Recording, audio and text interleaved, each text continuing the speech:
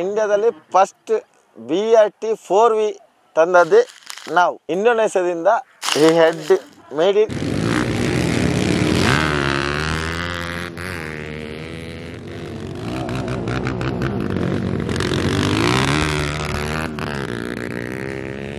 Indonesia. ಈ head bore ತರಿಸಿ ಹಾಕಿದೆ, ಅದು ಇಂಡಿಯಾದಲ್ಲಿ ಫಸ್ಟ್. ಇದನ್ನು ರೋಡಲ್ಲಿ ಯೂಸ್ ಮಾಡುವಾಗಿಲ್ಲ, ಈ ಗಾಡಿಗೆ ಫೀಲ್ ಬೇಕು. ಅದೆಲ್ಲ ಸೇರಿ ಒಂದು 15,000 ರಿಂದ 20,000 ಖರ್ಚಾಗುತ್ತೆ. ಇದೆಲ್ಲ ಒಂದು 2-3 ಸರಿ ಇಲ್ಲಿ ಲಿಗಮೆಂಟ್ ಎಲ್ಲ ಕ್ರ್ಯಾಕ್ ಆಗಿ ಲಿಗಮೆಂಟ್ ಇಲ್ಲಿ ಕ್ರ್ಯಾಕ್ ಆಗಿದೆ. ಈಗ ನೀವು ಸೇಫ್ಟಿಗೆ ಇಲ್ಲೊಂದು ಗಾರ್ಡ್ ಹಾಕೊಂಡಿದ್ದೀರಾ? ಫುಲ್ ಇದೆ. ಮತ್ತೆ ಟ್ರಾನ್ಸ್ಪೋರ್ಟ್ ನಮ್ಗೆ ಹೆವಿ ಆಗುತ್ತೆ. ಇದು ರೋಡ್ ಯೂಸ್ ಇಲ್ಲಿಗಲ್ ಇದು ಬೇರೆ ಟೆಂಪೋದಲ್ಲಿ ಕ್ಯಾರಿ ಮಾಡ್ಕೊಂಡ್ ಬರ್ಬೇಕು. ನಾವು ಬರೋದಾದ್ರೆ ಬೇರೆ ಕಾರ್. ಸ್ಪೋರ್ಟ್ಸ್ ಅಲ್ಲಿ ಡೇಂಜರ್ ಸ್ಪೋರ್ಟ್ಸ್ ಇದೆ ಬೈಕ್ ರೈಡ್. ಅದೇ ಈಗ ನಾನು ಅಲ್ಲಿ ನೋಡ್ತಾ ಇದ್ದೆ, ತುಂಬಾ ಸ್ಕಿಡ್ ಆಯ್ತು.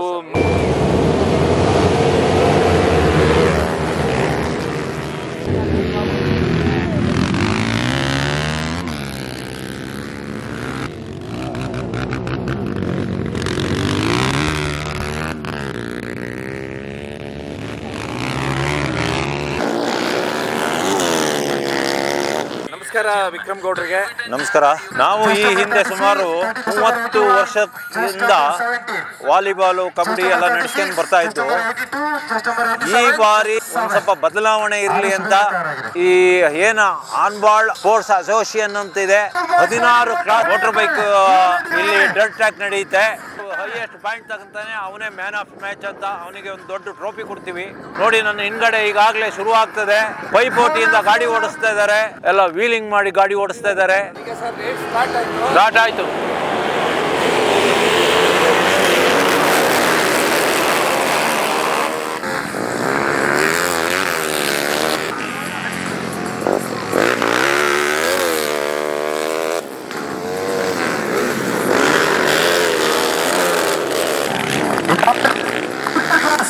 ಸ್ಕೂಟರ್ ಕ್ಲಾಸ್ ವಿಭಾಗದ ರೈಡರ್ಸ್ಗಳು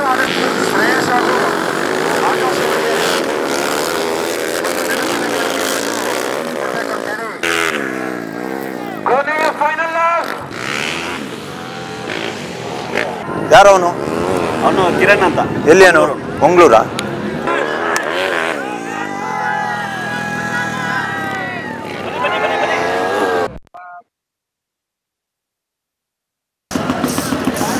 ಏನಾಯ್ತು ಈಗ? ನಿಮ್ಮ ಬೈಕ್ ಎಷ್ಟು ರೌಂಡ್ ಓಡ್ತು? 2ರಲ್ಲಿ ಫಸ್ಟ್ ಹೊಡೆದಿದೆ, 1ರಲ್ಲಿ ಥರ್ಡ್ ಹೊಡೆದಿದೆ. ಈಗ ಇನ್ನೊಂದು 2.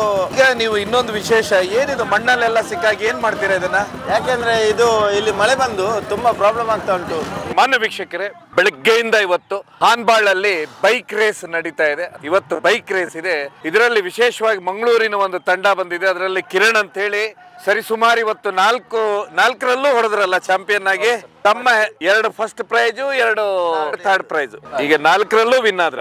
ನೀವು, ನಿಮ್ಮ ಹೆಸರು ಏನ್ ಸರ್? ಕಿರಣ್ ಪೂಜಾರಿ. ನನಗೂ ವಿಶೇಷವಾಗಿ ಇವತ್ತಿನವರೆಗೂ ಗೊತ್ತಿರಲಿಲ್ಲ ಬೈಕ್ ರೇಸ್ ಹೇಗೆ ನಡೀತಾವೆ, ಅದಕ್ಕೆ ಯಾವ ರೀತಿ ತಂಡಗಳಿರ್ತಾವೆ ಏನಂತ ಹೇಳಿ ಯಾವುದೂ ಗೊತ್ತಿರಲಿಲ್ಲ. ನಾನು ಫಸ್ಟಿಗೆ ತಿಳ್ಕೊಂಡಿದ್ದು ನಾವೇ ಬೈಕ್ ತಗೊಂಡು ರೇಸಿಗೆ ಬಂದ್ಬಿಡೋದು ಅಂತೇಳಿ. ಆದ್ರೆ ಇಲ್ಲಿ ಬಂದ ಮೇಲೆ ಗೊತ್ತಾಗಿದ್ದು ನನಗೆ ಇವತ್ತು ಬೈಕ್ ರೇಸ್ ನಲ್ಲಿ ರೈಡರ್ ಬೇರೆ ಇರ್ತಾರೆ, ಬೈಕ್ ಅನ್ನ ತಯಾರು ಮಾಡುವಂತ ಮೆಕ್ಯಾನಿಕ್ ಬೇರೆ ಇರ್ತಾರೆ, ಅದಕ್ಕೆ 5 ರಿಂದ 6 ಜನ ಅಸಿಸ್ಟೆಂಟ್ಗಳಿರ್ತಾರೆ, ಒಟ್ಟು 5-6 ಗಾಡಿಗಳು ಒಟ್ಟಿಗೆ ಬರ್ತಾವೆ, ದೊಡ್ಡ ಖರ್ಚಿದೆ. ಅದ್ರ ಮಧ್ಯೆ ಒಂದು ಕೇವಲ ಹವ್ಯಾಸ ಮತ್ತೆ ಕ್ರೇಜಿಗೆ ಓಡಿಸ್ತಾರೆ. ಇಬ್ರು ಮಂಗಳೂರು ತಂಡದವರು ಇವತ್ತು ಚಾಂಪಿಯನ್ ಆಗಿದ್ದಾರೆ. ಹೀಗಾಗಿ ಅವ್ರ ಹತ್ರ ಅವ್ರ ಅನುಭವನ ಕೇಳ್ತಾ ಹೋಗ ಬನ್ನಿ. ಎಲ್ಲಿ ನಿಮ್ಮನೆ? ಮಂಗಳೂರು ಟೌನೇನಾ? ಎಷ್ಟು ವರ್ಷದಿಂದ ಬೈಕ್ ಓಡಿಸ್ತಾ ಇದ್ದೀರಾ? ಫ್ಯಾಷನ್ ಆಗಿ ಒಂದು 4 ವರ್ಷ. ಅದರಲ್ಲಿ ಕರೆಕ್ಟ್ ಆಗಿ ಪ್ಲೇಸ್ಮೆಂಟ್ ಇವಾಗ ಒಂದು 2 ವರ್ಷದಿಂದ ಆಗ್ತಿದೆ. ಅಂದ್ರೆ ಇವಾಗ ನಮ್ಮ ಟೀಮ್ ಸಪೋರ್ಟ್ ಆಗ್ತಿದೆ. ಹಾಗೆ ಅಂದ್ರೆ ಇದು ಬೈಕ್ ಓಡಿಸೋದಂದ್ರೆ ಎಲ್ಲಿಂದ ಸ್ಟಾರ್ಟ್ ಮಾಡಿದ್ದೀರಾ ನೀವು? ಅಂದ್ರೆ ನಮ್ಗೆ ಬೇರೆ ಪ್ರೊಫೆಷನಲ್ ಏನಿಲ್ಲ, ಇದೊಂದು ಮಾತ್ರ. ಬೇರೆ ಸ್ಪೋರ್ಟ್ಸ್ ಅಲ್ಲಿ ಯಾವ್ದು ಇಲ್ಲ. ನಾನು ಸ್ಪೋರ್ಟ್ಸ್ ಅಲ್ಲಿ ಮಾತ್ರ. ಅಂದ್ರೆ ಬೇರೆ ಸ್ಪೋರ್ಟ್ಸ್ ಅಲ್ಲಿ ಇಲ್ಲ? ಯಾವ್ದು ಇಲ್ಲ. ಕ್ರಿಕೆಟ್ ಅವ್ರ ಕಬಡ್ಡಿ ಯಾವ್ದಿಲ್ಲ. ಎಲ್ಲಿ ಕಲ್ತಿದ್ರ ನೀವು? ನಮ್ಮ ಊರಲ್ಲಿ ಮಂಗಳೂರಲ್ಲಿ. ಯಾವ ಬೈಕ್ ಅಲ್ಲಿ? ನಮ್ದು ಫಸ್ಟ್ ಟಾರೆಕ್, ಆಮೇಲೆ ಅಪಾಚಿ, ಆಮೇಲೆ ಇಂಪಲ್ಸ್, ಇವಾಗ ಎಕ್ಸ್ಪಲ್ಸ್. ಅಂದ್ರೆ ಇದನ್ನ ಹೇಗೆ ಕಲಿಯುವುದಂದ್ರೆ ಹೇಗೆ ಕಲಿಬೇಕು ಹುಡುಗರು? ಬಿಗಿನಿಂಗ್ ಅದು ಪ್ರಾಕ್ಟೀಸ್ ಮೇನ್. ಅದು ಒಂದೊಂದು ಸ್ಟೆಪ್ ಬೈ ಸ್ಟೆಪ್ ಕಲಿತಾ ಹೋಗಿ. ಇನ್ನು ರೈಡಿಂಗ್ ಎಲ್ಲ ಸ್ಕಿಲ್ಸ್ ಎಲ್ಲ ಇದೆ, ಅದು ನಾವು ಹೇಳ್ಕೊಟ್ಟವ್ರಿಗೆ ಕಲಿಸ್ಬೋದು. ಸೇಫ್ಟಿ ಅದು ಮೇನ್.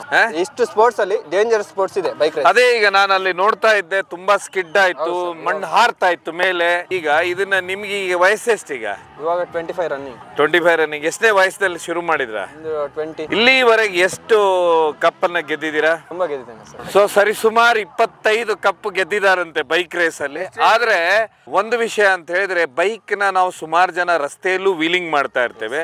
ಆ ರೀತಿ ಮಾಡಬಾರ್ದು, ಅದು ತುಂಬಾ ಜೀವಕ್ಕುತ್ತು ಅಪಾಯ. ಮತ್ತೆ ನೀವೆಲ್ಲ ಎಲ್ಲಿ ಕಲಿತೀರಾ? ಯಾಕಂತ ಹೇಳಿದ್ರೆ ಈಗ ಒಂದು ಮಂಗಳೂರು ಅಂದ್ಕೂಡೇನೆ ಸುರತ್ಕಲ್ ಬರುತ್ತೆ.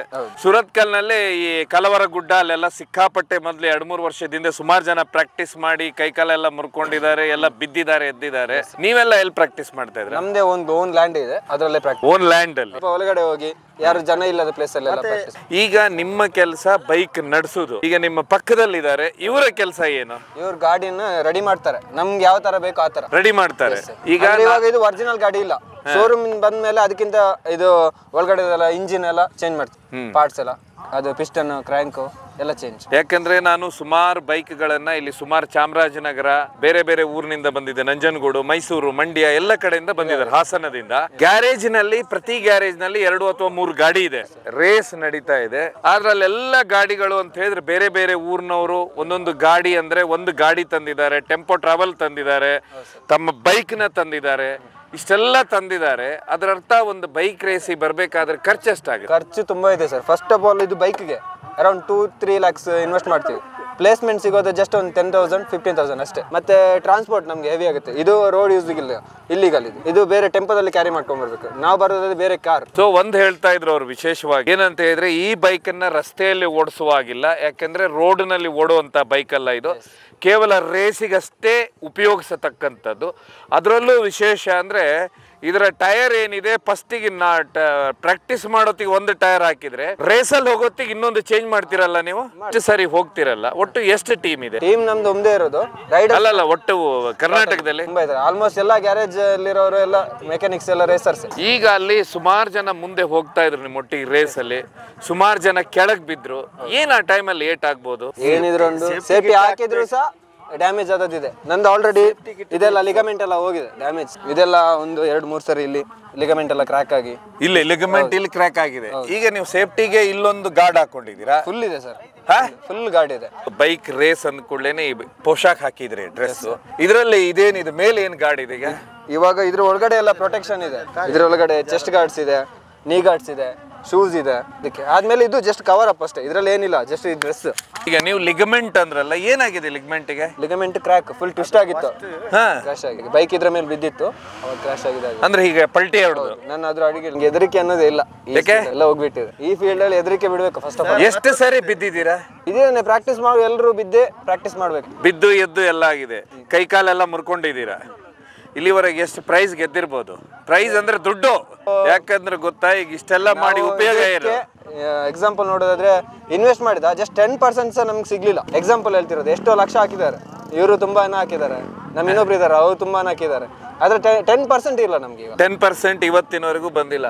ತುಂಬಾ ಇದರಲ್ಲಿ ಒಂದು ವಿಶೇಷ, ನಾನೆಲ್ಲ ಇಲ್ಲಿ ಬೈಕರ್ಸ್ನ ಬೆಳಗ್ಗೆಯಿಂದ ಇಂಟರ್ವ್ಯೂ ಮಾಡಿದೆ. ಅದರಲ್ಲಿ ವಿಶೇಷವಾಗಿ ಎಲ್ಲರೂ ಕ್ರೇಜಿಗೋಸ್ಕರ ಅಷ್ಟೇ ಬರ್ತಾರೆ ವಿನಃ ತುಂಬಾ ದುಡ್ಡಂತಿಲ್ಲ. ನಾನು 1-2 ಕಂಪನಿಗಳನ್ನ ನೋಡಿದೆ, ಅದರಲ್ಲಿ ಇನ್ನೊಂದು ಹೀರೋ.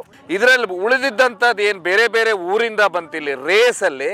ಆ ಗಾಡಿಗಳೆಲ್ಲ ಪ್ರತಿ ಊರಲ್ಲಿ ಒಂದು ಫೇಮಸ್ ಗ್ಯಾರೇಜ್ ಇರುತ್ತೆ, ಆ ಗ್ಯಾರೇಜಿನಲ್ಲಿ ಇಂಥದ್ದೊಂದು 2-3 ಬೈಕ್ಗಳಿರ್ತವೆ. ಆ ಬೈಕ್ಗಳನ್ನ ಅವರು ರೆಡಿ ಮಾಡಿ ಇಡ್ತಾರೆ. ಇಟ್ಟಾದ ನಂತರ ಅದನ್ನ ಏನು ಕ್ರೇಜ್ ಇರುತ್ತೆ ಈ ರೀತಿ ಓಡಿಸುವಂತವ್ರು, ಅವ್ರಿಗೆ ಏನ್ ಮಾಡ್ತಾರೆ ಅಂದ್ರೆ ಈ ರೇಸಿಗೆ ಕರ್ಕೊಂಡ್ ಬರ್ತಾರೆ. 2 ವೆಹಿಕಲ್ ತಗೊಂಡ್ ಬರ್ತಾರೆ, ಇವ್ರ ಒಟ್ಟಿಗೆ ಒಂದು 10-20 ಜನ ಬರ್ತಾರೆ. ಈ ರೇಸ್ ಅಲ್ಲಿ ಪಾಲ್ಗೊಳ್ತಾರೆ. ಇಲ್ಲಿ ಸೋಲು ಗೆಲುವು ಅನ್ನೋದು ಮುಖ್ಯ ಅಲ್ಲ, ಇಲ್ಲೊಂದು ಹಾಬಿ ಮತ್ತೆ ಹವ್ಯಾಸ. ಆದ್ರೆ ಒಂದಂತ ಹೇಳಿದ್ರೆ, ನಾನು ಈ ಕಾರ್ಯಕ್ರಮ ಮಾಡೋತ್ತಿಗೆ ಒಂದು ವಿಷಯ ಹೇಳ್ತೇನೆ, ದಯವಿಟ್ಟು ಬೆಂಗಳೂರು, ಮಂಗಳೂರು ಇಂಥ ದೊಡ್ಡ ದೊಡ್ಡ ನಗರದಲ್ಲಿ ರಸ್ತೆಯಲ್ಲಿ ವೀಲಿಂಗ್ ಮಾಡಬೇಡಿ. ಈಗ ಅವ್ರು ಹೇಳ್ತಾ ಇದ್ರು, ನಾನೇನಂದ್ರೆ ಸಪ್ರೇಟ್ ಜಾಗದಲ್ಲಿ ಬೈಕನ್ನ ಓಡಿಸ್ತೇನೆ, ಅಲ್ಲಷ್ಟೇ ಕಲಿತೇನೆ ಅಂತ. ಆಮೇಲೆ ಇನ್ನೊಂದು ಹೇಳ್ತೇನೆ, ಈ ರೀತಿ ಬೈಕನ್ನ ರಸ್ತೆಯಲ್ಲಿ ಓಡಿಸೋದು ಇಲ್ಲೀಗಲ್ ಅಂತೆ, ಯಾಕಂದ್ರೆ ಕೇವಲ ರೇಸಿಗಷ್ಟೇ ಮಾಡಿರುವಂತದ್ದು ಬೈಕು. ಹೀಗಾಗಿ ಒಂದು ಪೋರ್ಷನ್ ಅಲ್ಲಿ ಓಡಿಸುವಂತವ್ರದ್ದಾದ್ರೆ ಇನ್ನೊಂದು ಪೋರ್ಷನ್ ಬರುವಂತದ್ದು ಈ ಗ್ಯಾರೇಜ್ ಹೊಂದಿದಂಥವ್ರು, ಈ ರೀತಿ ಬೈಕ್ನ ಆಲ್ಟ್ರೇಷನ್ ಮಾಡುವಂಥವ್ರು, ಪ್ರತಿ ರೇಸಿಗೆ ಬರುವಂತವ್ರು. ಯಾಕಂದ್ರೆ ಈಗ ಇವರ ಕಳೆದ ಒಂದು 25 ವರ್ಷದಿಂದ ರೇಸ್ ಬೈಕ್ ರೆಡಿ ಮಾಡುವಂತವ್ರು ಒಬ್ಬರೇ. ತಮ್ಮ ಹೆಸರು ಸರ್? ಪ್ರಶಾಂತ್ ಅಂತ ಹೇಳಿ. ಅವರು ಮಂಗಳೂರಿನಲ್ಲಿ. ಎಲ್ಲಿದೆ ನಿಮ್ ಗ್ಯಾರೇಜ್? ಅವರೊಟ್ಟಿಗೆ ಮಾತಾಡುವ, ಬೈಕ್ನ ಯಾವ್ಯಾವ ರೀತಿ ವಿನ್ಯಾಸ ಮಾಡ್ತಾರಂತೇಳಿ. ಈಗ ಕಳೆದ 25 ವರ್ಷದಿಂದ ನೀವು ಬೈಕ್ನ ವಿನ್ಯಾಸ ಮಾಡ್ತೀರಿ. ಆಕ್ಚುಲಿ ಬೈಕ್ ಯಾವ್ದು ಸರ್? ಫಸ್ಟ್ ಹೇಳುದಂದ್ರೆ, ಯಾವಾಗಲೂ ರೋಡಲ್ಲಿ ಯಾವುದೇ ರೀತಿಯ ಸ್ಟಂಟ್ ಆಗಲಿ, ಯಾವುದೇ ರೀತಿಯ ಇದನ್ನು ಮಾಡೋದು ಬೇಡ ಅಂತ ನಾವು ಫಸ್ಟ್ ಹೇಳುದು. ಯುವಕರಿಗೆ ವಿಶೇಷವಾಗಿ ವಿದ್ಯಾರ್ಥಿಗಳಿಗೆ ಬೇಕಾದ ವೇದಿಕೆ ಇರುವುದು ಇಲ್ಲಿ ಸರ್. ಎಲ್ಲಿ ಈ ರೀತಿ ರೇಸ್ನಲ್ಲಿ ರೇಸಲ್ಲಿ ಹಾ ನಾವು ರೋಡಲ್ಲಿ ಮಾಡಿ ಏನ್ ಮಾಡುದಲ್ಲ. ರೋಡಲ್ಲಿ ಮಾಡಿ ವೇಸ್ಟ್, ಅದು ಉಪಯೋಗ ಇಲ್ಲ. ಅವರ ಜೀವಕ್ಕೆ ಅವ್ರು ಹಾನಿ ಮಾಡ್ತಾರೆ, ಇನ್ನೊಬ್ಬರ ಜೀವನೂ ಹಾಳು ಮಾಡ್ತಾರೆ ಅವರು. ನಮ್ಮಲ್ಲಿ ಬರುವವರ ಹತ್ರ ಫಸ್ಟ್ ಸೂಚನೆ ಕೊಡೋದಿದೆ, ಇವರು ಕೂಡ ಓಡಿಸುವಾಗ ನಾಳೆ ಇವರು ರೋಡಲ್ಲಿ ಸಿಕ್ಕುವಾಗ ಇವರು ರೈಡರ್ ಅಂತ ಯಾರಿಗೂ ಗೊತ್ತಾಗುದಿಲ್ಲ. ಒಂದು 20-30 ಸ್ಪೀಡಲ್ಲಿ ಹೋಗ್ತಾ ಇರ್ತಾರೆ. ಇವರು ಯಾರು ಕೂಡ ಇವರು ರೈಡರ್ ಅಂತ ಹೇಳುದಿಲ್ಲ, ಅಂದ್ರೆ ಬೈಕ್ ರೇಸರ್ ಅಂತ ಹೇಳಿ. ರೇಸರ್ ಅಂತ ಯಾರಿಗೂ ಗೊತ್ತಿಲ್ಲ. ಅವರದ್ದು ಮುಖ ನೋಡಿ ಪರಿಚಯ ಇದ್ದು ನೀನ್ ಪ್ಲೇಸ್ಮೆಂಟ್ ಹೊಡೆದಿದ್ಯಾ, ನೀನ್ ರೈಡರ್. ಅದೇ ನಾವು ಹೇಳುದು, ಅದೇ ರೋಡಲ್ಲಿ ಯಾವತ್ತು ಯಾವುದೇ ರೀತಿಯ ವೀಲಿಂಗ್ ಆಗಲಿ ಸ್ಟಂಟ್ ಆಗಲಿ ಯಾವುದು ಮಾಡಲಿಕ್ಕೆ ಹೋಗ್ಬೇಡಿ ಅಂತ ಹೇಳುದು. ಮತ್ತೆ ನಮ್ಮದು ಪ್ರೈವೇಟ್ ಆಗಿ ನಮ್ಮದೇ ಒಂದು ಜಾಗ ಉಂಟು, ಅದರಲ್ಲಿ ನಾವು ಪ್ರಾಕ್ಟೀಸ್ ಕೊಡ್ತಾ ಇದ್ದೇವೆ. ಮತ್ತೊಂದು ಎರಡನೇದಾಗಿ ಇದು ಗಾಡಿ ಎಕ್ಸ್ಪಲ್ಸ್, ಇದು ಒಂದು 2016 ಮಾಡೆಲ್ದು ಗಾಡಿ. ಇದನ್ನು ಪರ್ಚೇಸ್ ಮಾಡಿ ನಾವು ಇದಕ್ಕೆ ಫುಲ್ಲು ಮಾಡಿಫೈ ಮಾಡಿದೆ, ಫುಲ್ಲು ಚೇಂಜಸ್ ಮಾಡಿದೆ. ಸರಿ, ಗಾಡಿ ತಗೊಳ್ಳೋತ್ತಿಗೆ ಎಷ್ಟು ಬೆಲೆ ಇರುತ್ತೆ? 50,000 ಇತ್ತು ನಾವು ತೆಗೆಯುವಾಗ. ಎಷ್ಟನೇ ಇಸ್ವಿಯಲ್ಲಿ? ಅದು ಒಂದು 2 ವರ್ಷದಕ್ಕಿಂತ ಮುಂಚೆ 50,000 ಇತ್ತು. ಆ ನಂತರ ಇದನ್ನ ಆಲ್ಟ್ರೇಷನ್ ಮಾಡ್ಲಿಕ್ಕೆ ಎಷ್ಟಾಯ್ತು? ಅದೊಂದು 2 ಲಕ್ಷಕ್ಕಿಂತ 3 ಲಕ್ಷವರೆಗೆ ಖರ್ಚಾಗ್ತದೆ. ಮತ್ತೆ ಇನ್ನೊಂದಂದ್ರೆ ಒಂದು ರೇಸಲ್ಲಿ ಓಡಿಸುವಾಗ ಏನಾದರೂ ಡ್ಯಾಮೇಜ್ ಆದ್ರೆ ಫುಲ್ ಓಪನ್ ಮಾಡಿ ಪುನಃ ಅದನ್ನು ನಾವು ರೀಸೆಟ್ ಮಾಡಿ ಕೊಡ್ತೀವಿ. ಎಲ್ಲಿದೆ ಸರ್ ನಿಮ್ಮದು ಗ್ಯಾರೇಜ್? ಮಂಗಳೂರಲ್ಲಿ. ಮಂಗಳೂರಲ್ಲಿ ಸ್ವಾಮಿ ಕೊರಗಜ್ಜ ಸನ್ನಿಧಾನ ಉಂಟಲ್ಲ, ಅದಕ್ಕಿಂತ ಸ್ವಲ್ಪ ಹಿಂದೆ ಪಂಡಿತ್ ಹೌಸ್ ಅಲ್ಲಿ ನಮ್ಮ ಗ್ಯಾರೇಜ್. ಎಷ್ಟು ಬೈಕ್ ಇಟ್ಟಿದ್ದೀರಾ ರೇಸಿಂದು? ಮೊದಲು ತುಂಬಾ ಇತ್ತು, ಈಗ ನಾವು ಸ್ವಲ್ಪ ಕಡಿಮೆ ಮಾಡಿದ್ದೇವೆ, ಒಬ್ಬರನ್ನೇ ಹಿಡಿದು ಮಾಡ್ತಾ ಇದ್ದೆ. ಯಾಕೆಂದ್ರೆ ಬಜೆಟ್ ತುಂಬಾ ಪ್ರಾಬ್ಲಮ್ ಆಗ್ತಾ ಉಂಟು. ಮತ್ತೆ ರೈಡರ್ ಕೂಡ ಹಾಗೆ ಇದರಲ್ಲಿ ಇಂಟ್ರೆಸ್ಟ್ ಇದ್ದಾರೆ, ಅವರನ್ನು ಮಾತ್ರ ಚೂಸ್ ಮಾಡ್ಬೇಕು ಅಂತ ಹೇಳಿದ್ರಿ. ಈಗ ನೀವು ಹೇಳ್ತಾ ಇದ್ರಲ್ಲ, ಈಗ ಬೈಕ್ ನಲ್ಲಿ ಏನೇನ್ ಮಾಡಿಫೈ ಮಾಡಿದ್ರ ಅಂತ ಹೇಳ್ಬೋದಾ? ಇಂಡಿಯಾದಲ್ಲಿ ಫಸ್ಟ್ BRT 4V ತಂದದ್ದೇ ನಾವು ಇಂಡೋನೇಷ್ಯಾದಿಂದ. ಈ ಹೆಡ್ ಮೇಡ್ ಇನ್ ಇಂಡೋನೇಷ್ಯಾ, ಈ ಹೆಡ್ ಬೋರು ತರಿಸಿ ಹಾಕಿದೆ, ಅದು ಇಂಡಿಯಾದಲ್ಲಿ ಫಸ್ಟ್. ಈಗ ಬೈಕ್ ಒಂದ್ ರೌಂಡ್ ಹೊಡ್ಕೊಂಡು ಬರುತ್ತೆ, ಆಗ ನೀವೇನೋ ಸ್ಪ್ರೇ ಎಲ್ಲ ಮಾಡ್ತಿರಲ್ಲ, ಅದೇನದು ಸರ್? ಇಲ್ಲಿದು ಕ್ಲೈಮೇಟ್ ಹೇಗೆ ಉಂಟು ಆ ರೀತಿ ನಾವು ಅದನ್ನು ನೋಡ್ಬೇಕಾಗುತ್ತೆ. ಯಾಕೆಂದ್ರೆ ಇಲ್ಲಿದು ಮಣ್ಣು ಸ್ವಲ್ಪ ಅಂಟು ಮಣ್ಣು, ಜೇಡಿ ಮಣ್ಣು ತರ. ಟೈರ್ ಅಲ್ಲಿ ಫುಲ್ ಹಿಡಿದಿರ್ತದೆ, ಅದನ್ನೆಲ್ಲ ಕ್ಲೀನ್ ಮಾಡಬೇಕು, ಚೈನ್ ಕ್ಲೀನ್ ಮಾಡಬೇಕು, ಮತ್ತೆ ಸ್ಪ್ರೇ ಹೊಡಿಬೇಕು ಚೈನಿಗೆ, ಲೂಬ್ ಅಂತ ಚೈನ್ ಲೂಬ್ ಬರ್ತದೆ. ರೆಸ್ಟ್ ಹಿಡಿದ್ರೆ ಎಲ್ಲ ಪ್ರಾಬ್ಲಮ್ ಬರ್ತದೆ. ಹಾಗೆ ಅದನ್ನೆಲ್ಲ ಕ್ಲೀನ್ ಮಾಡಿ ಅದನ್ನು ಹೊಡೆಯುದು. ಮತ್ತೊಂದು ಫ್ಯೂಲ್ ಚೆಕ್ ಮಾಡಬೇಕು ಅಷ್ಟೇ. ಈಗ ಒಂದು ಸರಿ ಹೀಗೆ ರೌಂಡ್ ಹೊಡೆಯುತ್ತಲ್ಲ ಈ ಬೈಕ್, ಫ್ಯೂಲ್ ಎಷ್ಟು ಹೋಗುತ್ತೆ? ಫ್ಯೂಲ್ ಹೇಳಿಕ್ಕೆ ಆಗುದಿಲ್ಲ ಸರ್, ಯಾಕೆಂದ್ರೆ ಈ ಇದರಲ್ಲಿ ಮೈಲೇಜ್ ನೋಡ್ಲಿಕ್ಕೆ ಆಗುದಿಲ್ಲ. ಅಲ್ಲ ಮೈಲೇಜ್ ಅಲ್ಲ, ಎಷ್ಟು 1 ಲೀಟರ್ಗೆ ಎಷ್ಟು? ಒಂದು 4 ಕಿಲೋಮೀಟರ್ ಓಡುತ್ತಾ?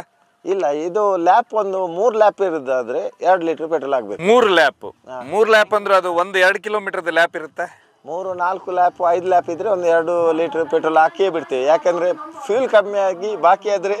ಈಗ ನೀವು ಹೇಳ್ತಾ ಇದ್ರೆ ಕಳೆದ 25 ವರ್ಷದಿಂದ ಬೈಕ್ಗಳನ್ನ ನೀವು ವಿನ್ಯಾಸ ಮಾಡಿದಂತ ಬೈಕ್ಗಳು ಒಟ್ಟು ಎಷ್ಟು ಗೆದ್ದಿದಾವೆ ಸರ್? ಅದು ಹೇಳಿಕ್ಕೆ ಆಗುದಿಲ್ಲ. ಗ್ಯಾರೇಜ್ ಅಲ್ಲಿ ಫುಲ್ ಟ್ರೋಫಿ ಉಂಟು.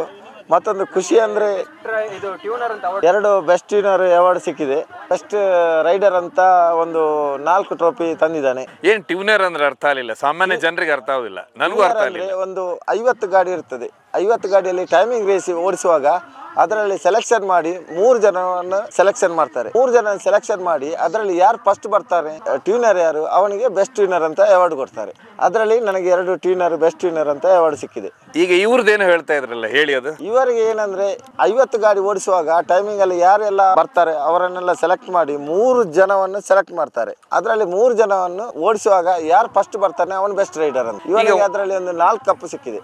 ಅದು ಮಂಗಳೂರಲ್ಲಿ ಲೋಕಲ್ ರೇಸ್ ಅಲ್ಲಿ ಟೈಮಿಂಗ್ ರೇಸ್ ಬರ್ತಾ ಉಂಟು. ಗಣೇಶ ಚತುರ್ಥಿ, ಕೃಷ್ಣಾಷ್ಟಮಿ, ಹಾಗೆ ತುಂಬಾ ಅಲ್ಲಿ ಪ್ರೋಗ್ರಾಮ್ ಆಗ್ತಾ ಉಂಟು. ನೀವು ಮಂಗಳೂರಿನಿಂದ ಇವತ್ತು ಹಾನ್ಬಾಳ್ ಬಂದ್ರ, ಎಷ್ಟು ಖರ್ಚಾಗುತ್ತೆ ಬಂದು ಹೋಗೋದಕ್ಕೆ? ಸರ್, ಅದು ಹೇಳಿಕ್ಕೆ ಆಗುದಿಲ್ಲ. 15ರಿಂದ 20,000 ವರೆಗೆ ಖರ್ಚಾಗಬಹುದು. ಯಾಕಂದ್ರೆ ನಮ್ಮೊಟ್ಟಿಗೆ ಜನ ಬರುವಾಗ ಇಲ್ಲಾಂದ್ರೆ ರೂಮ್ ಬೇಕು, ಇಲ್ಲಾಂದ್ರೆ ಫುಡ್ಡಿಗೆ, ಫ್ಯೂಲ್ಗೆ, ಡೀಸೆಲ್ ಬರುವ ಗಾಡಿಗೆ, ಈ ಗಾಡಿ ತರಲಿಕ್ಕೆ ಇನ್ನೊಂದು ಗಾಡಿ ಬೇಕು. ಇದನ್ನು ರೋಡಲ್ಲಿ ಯೂಸ್ ಮಾಡುವಾಗಿಲ್ಲ, ಈ ಗಾಡಿಗೆ ಫ್ಯೂಲ್ ಬೇಕು. ಅದೆಲ್ಲ ಸೇರಿ ಒಂದು 15ರಿಂದ 20,000 ವರೆಗೆ ಖರ್ಚಾಗುತ್ತೆ. ಆದ್ರೆ ನೀವು ಇಲ್ಲಿ ಬಂದ ಮೇಲೆ ಆ 20,000 ರೂಪಾಯಿ ನಿಮ್ಮ ಹತ್ರ ಏನು ರಿಟರ್ನ್ ಆಗುದಿಲ್ಲ? ಅದನ್ನು ಎಕ್ಸ್ಪೆಕ್ಟ್ ಮಾಡಿಯೇ ಬರುದಿಲ್ಲ ಸರ್.